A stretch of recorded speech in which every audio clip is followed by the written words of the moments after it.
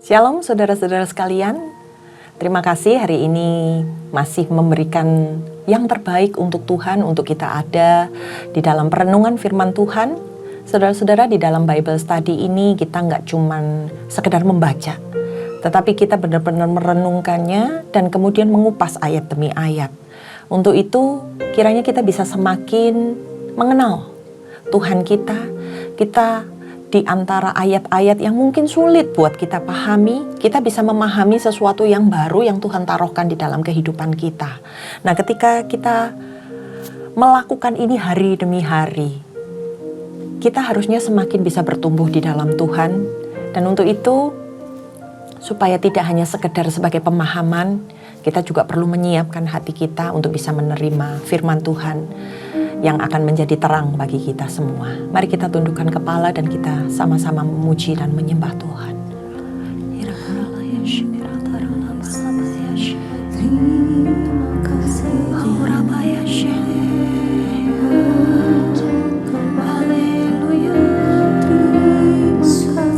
Haleluya, Kau baik, Kau sungguh baik. Terima kasih.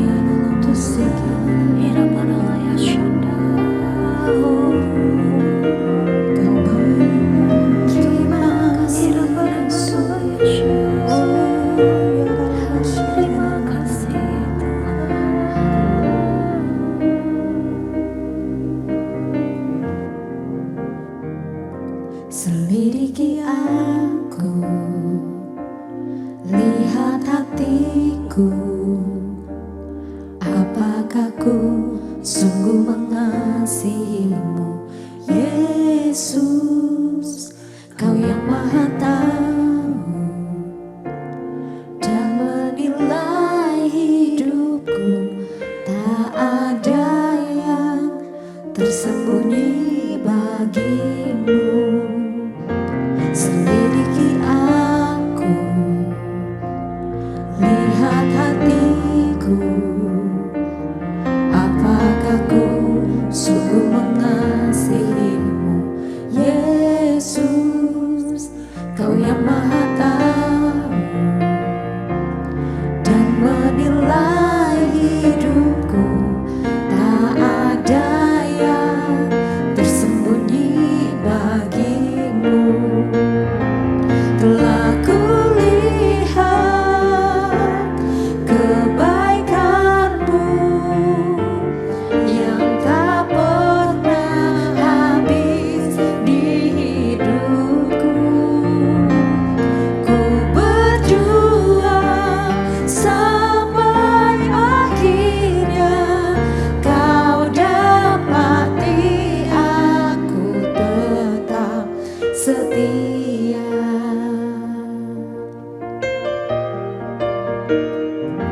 Selidiki aku, lihat hatiku, apakah ku sungguh mengasihimu, Yesus. Kau yang maha tahu dan menilai hidupku, tak ada yang tersembunyi bagimu. Telah kulihat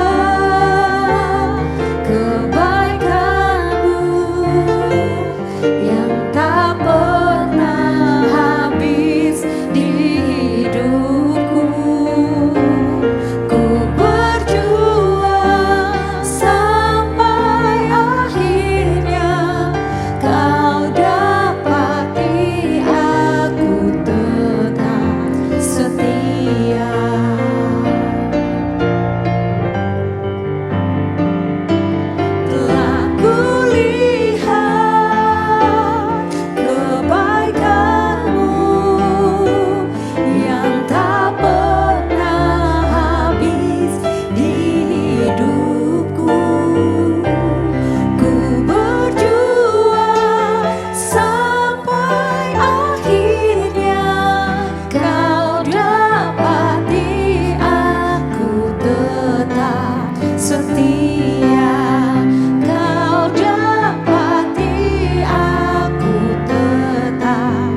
setia, Kau dapati aku tetap setia.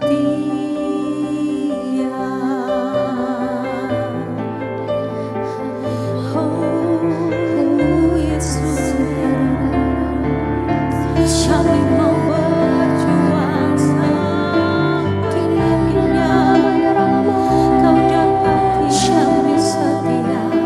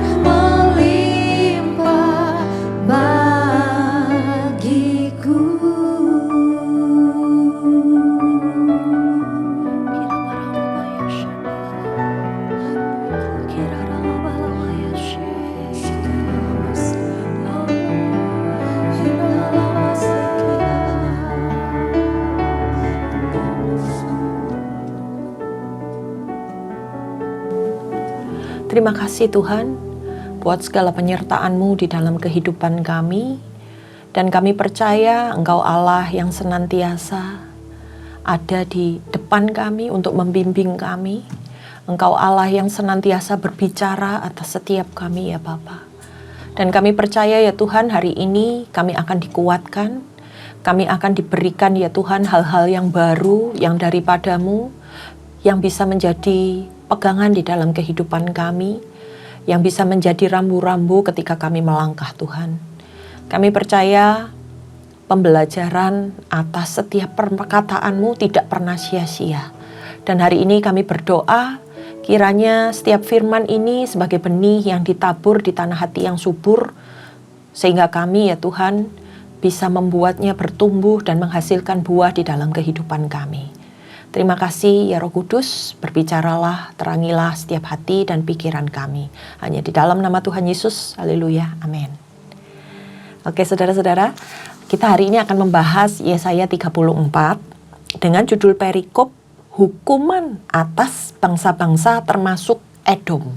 Jadi 34 sampai 35 itu membahas dua hal yang berbeda. Kalau di 35 nanti akan berbicara tentang keselamatan bagi umat Tuhan. Nah, ini penutup di bagian pertama kitab Yesaya di pasal yang ke-35. Tapi hari ini kita akan membahas sesuatu yang perlu benar-benar kita luangkan waktu supaya kita bisa sadar ini peringatan tentang apa. Karena ini akan berbicara tentang hukuman-hukuman yang seolah-olah benar-benar mengerikan, saudara-saudara. Nah, untuk itu mari kita baca di satu ayat yang pertama. Marilah mendekat, hai bangsa-bangsa, dengarlah, dan perhatikanlah, hai suku-suku bangsa. Baiklah bumi serta segala isinya mendengar, dan dunia segala yang terpancar daripadanya. Sebab Tuhan murka atas segala bangsa, dan hatinya panas atas segenap tentara mereka. Ia telah mengkhususkan mereka untuk ditumpas, dan menyerahkan mereka untuk dibantai. Orang-orangnya yang mati terbunuh akan dilemparkan, dan dari bangkai-bangkai mereka akan naik bau busuk. Gunung-gunung akan kebanjiran darah mereka. Segenap tentara langit akan hancur, dan langit akan digulung seperti gulungan kitab. Segala tentara mereka akan gugur seperti daun yang gugur dari pohon, dan seperti gugurnya daun pohon ara. Nah, kalau kita baca ayat yang pertama sampai ayat yang keempat ini menyampaikan sebuah kabar yang menyeramkan yang harus didengar sama semua bangsa yang ada di dunia. Bahwa murka Tuhan akan datang, dan bagaimana itu akan terjadi ketika murka Tuhan itu datang. Kalau di ayat yang pertama ya saudara-saudara, semua dipanggil, dikatakan marilah mendekatlah hai bangsa-bangsa, bukan cuma bangsa Israel aja saudara-saudara. Di ayat yang pertama ini semua dipanggil untuk bisa mendengar dan memperhatikan apa yang akan dikatakan oleh Tuhan melalui Nabi Yesaya. Bahkan kalau saudara baca lebih teliti lagi, di sini dikatakan bukan cuma suku-suku bangsa, bukan cuma sekedar bumi, tapi segala isinya. Apa yang ada di dalam bumi ini. Jadi bukan cuma manusianya aja. Betapa dahsyatnya Allah hendak berbicara terhadap ciptaannya. Karena dikatakan bahwa murka Tuhan itu meluap kepada semua bangsa. Dan bagaimana mereka akan menerima efek dari murka Tuhan atas setiap orang-orang yang menjadi musuhnya Tuhan. Setiap orang-orang yang tidak mau dengar-dengaran akan Tuhan. Efeknya kalau kita lihat, mereka akan mati, terbunuh, dan dilemparkan. Darah mereka akan mengalir di gunung-gunung karena saking banyaknya saudara-saudara. Kemudian di ayat yang keempat dikatakan, segenap tentara langit. Yang dimaksud segenap tentara langit ini apa? Maksudnya adalah benda-benda penerang di langit. Entah itu bulan, bintang, itu juga akan hancur sebagai ciptaan Tuhan. langit itu digambarkan sebagai gulungan kitab yang hari itu dibuka tapi kemudian digulung lagi. Gulungan kitab itu setelah ketika mau dibaca akan dibuka, dan ketika sudah dibaca maka akan digulung. Nah, langit itu diibaratkan, digambarkan sebagai kitab yang terbuka. Ini sedang berbicara tentang akhir zaman, saudara-saudara. Sebuah kehancuran dan keruntuhan tentara langit serta isinya. Bintang-bintang akan berjatuhan dan berguguran. Bahkan diibaratkan daun yang gugur dari pohon anggur. Demikian gampang jika Tuhan murka. Nah, karena ayat ini berbicara tentang penghukuman, saudara-saudara. Bagaimana Tuhan menghukum setiap orang-orang yang tidak berkenan di hadapannya. Selanjutnya di ayat yang kelima. Sebab pedangku yang di langit sudah mengamuk. Lihat, ia turun menghakimi Edom, bangsa yang kukhususkan untuk ditumpas. Tuhan mempunyai sebilah pedang yang berlumuran darah dan yang penuh lemak, yaitu darah anak-anak domba dan kambing-kambing jantan, dan lemak buah pinggang domba-domba jantan. Sebab Tuhan mengadakan penyembelihan korban di Bosra, dikatakan saudara-saudara, dan pembantaian besar di tanah Edom.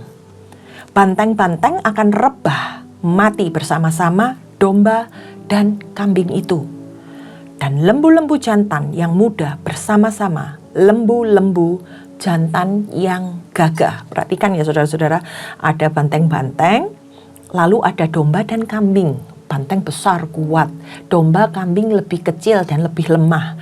Kemudian ada lembu-lembu jantan yang muda dan lembu-lembu jantan yang gagah. Jadi perbedaannya ya saudara-saudara dalam perumpamaan ini. Seluruh negerinya diresapi oleh darah dan tanah mereka penuh dengan lemak. Ayat yang ke-8, sebab Tuhan mendatangkan hari pembalasan dan tahun pengganjaran karena perkara Sion. Nah, di sini ada disebut bangsa Edom. Di judul perikopnya juga hukuman atas bangsa-bangsa termasuk Edom. Bangsa Edom ini siapa? Bangsa Edom ini adalah bangsa keturunan Esau, saudara-saudara. Esau adalah saudara kembar Yakub. Dikatakan di sini bangsa Edom adalah bangsa yang dikhususkan untuk ditumpas. Nah, kalau kita baca kisah dari Esau dan Yakub, bagaimana Esau itu meremehkan saudara-saudara hak kesulungan, dan itu dipandang sebagai Tuhan gak layak. Karena apa? Menerima berkat kesulungan itu seolah-olah menerima anugerah dari Tuhan. Tapi Esau sebagai orang yang dipercaya, dia meremehkan hak kesulungan tersebut. Dan ini yang membuat Tuhan geram. Karena dia merasa bahwa ini hal sepele, tidak perlu aku prioritaskan. Nah, dari sana mulai terjadi yang namanya permusuhan antara keturunan Esau dan keturunan Yakub. Mereka ini seringkali mengganggu orang-orang bangsa Yehuda pada zaman itu, orang Edom ini saudara-saudara. Sehingga bangsa Edom ini dipakai sebagai lambang bangsa yang akan menolak Tuhan dan yang akan ditumpas. Nah, kemudian di ayat yang ke-6 itu sedang menggambarkan pembantaian. Tadi kita sempat baca perlahan-lahan. Pembantaian binatang-binatang untuk apa? Biasanya untuk persembahan korban. Segala binatang dikatakan ada binatang yang kuat, tapi ada binatang yang lebih lemah. Itu akan mengalami pembantaian pada masa itu. Seperti itulah Tuhan akan mengadakan pembantaian bagi setiap bangsa-bangsa yang akan dihukum. Entah orang kuat, entah orang lemah. Pada masa itu ketika tidak melakukan apa yang Tuhan mau, tidak mendengarkan apa yang Tuhan perintahkan, mereka akan dihukum. Ketika Tuhan akan mengadakan pembalasan atau penghukuman. Karena apa? Perkara di Sion. Tempat di mana Tuhan hendak mendirikan kerajaannya, yaitu di Sion. Maka setiap orang-orang yang tidak berkenan di hadapan Tuhan akan dibinasakan. Untuk itu, bangsa Edom termasuk salah satu bangsa yang menolak didikan Tuhan, yang tidak memprioritaskan kehidupan di dalam Tuhan, akan dibinasakan. Kita baca di ayat selanjutnya, ayat yang ke-9. Sungai-sungai Edom akan berubah menjadi ter, dan tanahnya menjadi belerang. Negerinya akan menjadi ter yang menyala-nyala. Siang dan malam negeri itu tidak akan padam-padam. Asapnya naik untuk selama-lamanya. Negeri itu akan menjadi reruntuhan turun-temurun. Tidak ada orang yang melintasinya untuk seterusnya. Bayangkan saudara-saudara, seperti Tuhan menghancurkan bangsa Sodom dan Gomora, demikian juga Tuhan akan menghancurkan Edom. Ter itu adalah sesuatu yang mudah terbakar ya saudara-saudara, bisa menjadi lembek kalau dibakar itu. Dan karena saking panasnya dikatakan siang dan malam itu tidak akan padam-padam.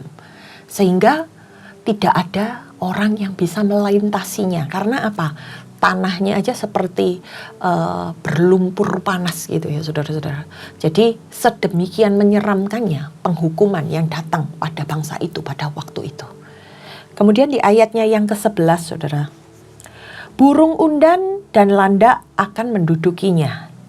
Burung hantu dan burung gagak akan tinggal di dalamnya. Tuhan menjadikannya campur baur dan kosong. Tepat menurut rencananya. Di sana cuma ada burung-burung yang menyeramkan. Jin-jin akan diam di dalamnya dan para pemukanya akan tidak ada lagi. Tidak ada lagi di sana yang dimaklumkan sebagai raja. Dan semua pemimpinnya sudah lenyap. Ayat yang ke-13. Duri-duri akan tumbuh di puri-purinya. Rumput dan putri malu di tempat-tempatnya yang berkubu. Hanya ada tumbuhan-tumbuhan liar.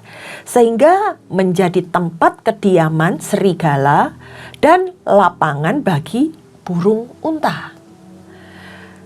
Di sana berpapasan binatang gurun dengan anjing hutan, dan jin bertemu dengan temannya. Hantu malam saja ada di sana. Dan mendapat tempat perhentian. Di sana ular pohon bersarang dan bertelur, mengeram sampai telurnya menetas. Burung-burung dendang saja berkumpul di sana, masing-masing dengan pasangannya. Ayat 11 sampai ayat yang ke-15 ini saudara-saudara menggambarkan bahwa yang tinggal di tempat itu yang akan dihancurkan oleh Tuhan hanya burung-burung. Ada burung undan, ada burung landak, burung hantu, bahkan jin. Binatang-binatangnya pun adalah binatang-binatang liar, saudara-saudara. Dikatakan ada anjing hutan, ada serigala, dan ular. Ini binatang-binatang yang serem-serem yang akan menghuni tempat tersebut. Karena tempat tersebut sudah benar-benar hancur, saudara-saudara.